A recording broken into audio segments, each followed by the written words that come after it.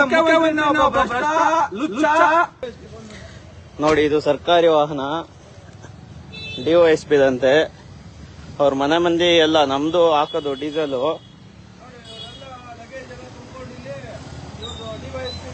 DYSP ಕೆಲಸ ಇವ್ರು ಹಿಂಗ್ ಮಾಡೋದು. ಜನರನ್ನ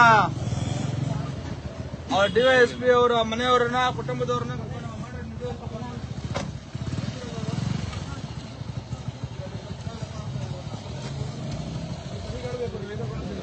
ಗಾಡಿ ಎಲ್ಲಿದು ಸಿಕ್ಕಾವಿದು ಮತ್ತೆ ಇಲ್ಲಕ್ ಬಂತು ಯಾವ ಬಸ್ ಇಲ್ಲಿಂದ ಈಗ ಹಾವೇರಿ ರೈಲ್ವೆ ಸ್ಟೇಷನ್ ಇಂದ ಇವರು ಶಿಗ್ಗಾವಿಗೆ ಕರ್ಕೊಂಡು ಹೋಗೋದಕ್ಕೆ ಅವ್ರನ್ನ ಶಿಗ್ಗಾವಿಗೆ ಕರ್ಕೊಂಡು ಹೋಗೋದಕ್ಕೆ ಪೊಲೀಸ್ ವ್ಯಾನ್ ಕರ್ಕೊಂಡ್ಬಂದು ನಿಲ್ಸ್ಕೊಂಡಿದ್ದಾರೆ.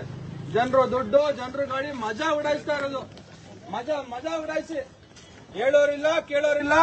ರಾಜ್ಯದ ಮುಖ್ಯಮಂತ್ರಿನ ಒಬ್ಬ ಭ್ರಷ್ಟ ಲುಚ್ಚ, ಅವನೇನೆ ಸಾವಿರಾರು ಕೋಟಿನ ಇವತ್ತು ಲೂಟಿ ಹೊಡ್ಕೊಂಡು ಬಿದ್ದಿದ್ದಾನೆ. ಹೇಳೋರಿಲ್ಲ ಕೇಳೋರಿಲ್ಲ ಅಂತ ಒಬ್ಬ ಭ್ರಷ್ಟ ಮುಖ್ಯಮಂತ್ರಿ ಕೆಳಗಡೆ ಇರ್ತಕ್ಕಂಥ ಆಡಳಿತ ವ್ಯವಸ್ಥೆ ಇವತ್ತು ಇಷ್ಟು ಕುಲಗೆಟ್ಟಿದೆ. ಸರ್ಕಾರಿ ವಾಹನಗಳ ಜನಸಾಮಾನ್ಯರು ಇಲ್ಲಿ ಆಕ್ಚುಲಿ ಒಂದು ವಿಚಾರ ಹೇಳ್ಬೇಕು. ಹಾವೇರಿ ರೈಲ್ ಇಳ್ಕೊಂಡು ಬಂದಂತವ್ರು ನೀನ್ ಎಷ್ಟೇ ದೊಡ್ಡ ಮನುಷ್ಯ ಆಗಿರೋ, ಎಷ್ಟೇ ಶ್ರೀಮಂತ ಆಗಿರೋ ಅಂತ ದುಡ್ಡಿರ್ಲಿ ಏನೇ ಇರಲಿ, ಇಲ್ಲಿರುವಂತ ಆಟೋಗಳಲ್ಲಿ ಕುರಿಗಳ ತರ, ಅಕ್ಷರಶಃ ಕುರಿಗಳ ತರ ಆಟೋಗಳು ತುಂಬ್ಕೊಂಡೋಗಿ ನಮ್ಮನ್ನ ಬಸ್ ಸ್ಟ್ಯಾಂಡ್ ಬಿಡ್ತಾರೆ. ಇಲ್ಲಿ ಯಾವುದೇ ತರಹದ ಒಂದು ವ್ಯವಸ್ಥೆ ಇಲ್ಲ. ಕುರಿಗಳ ತರಕ್ಕೆ ಹೋಗ್ಬೇಕಿಲ್ಲಿ.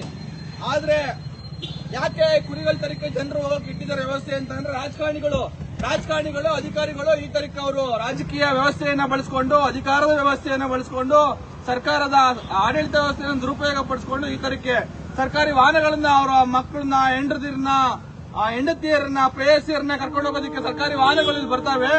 ಹಾಗಾಗಿ ಅವ್ರಿಗೆ ಜನ ಹೆಂಗ್ ಹೋದ್ರೆ ಏನು, ಜನ ಕುರಿಗಳ ತರ ಹೋದ್ರೆ ಏನು, ಜನ ಹೇಗ್ ಹೋದ್ರೆ ಏನು,